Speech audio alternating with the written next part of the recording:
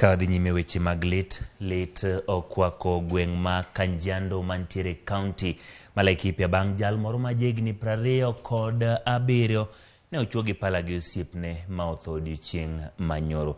John Kipto kaluwore gi lipot wachore ne ochuo pala nyawadgi nyadinuoya gi osiepne mong'ere kaka James Kiugu ma jegni 70 bang' kane gipogore paro e kar math. Masira ma kamano otimore kar saa 8 ma odiochieng' manyoro.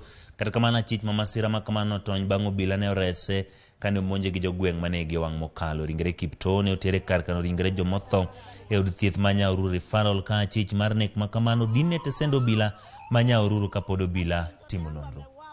Na hiyo ni kitinda mimba na ni pombe imejaa area hii na hata chifu tumeambia hata mzee Aitora tunaambia na hapana sikia. Na wameuana leo, wamekuwa ni marafiki. Lakini shida ya pombe imeshidi kwa hii kijiji. Sisi wa mama hata sisi kumoja tumeshai kupiga duru, lakini hatujapata usaidizi. Ndio imefanya leo ikuwe hii kitendo imefanyika.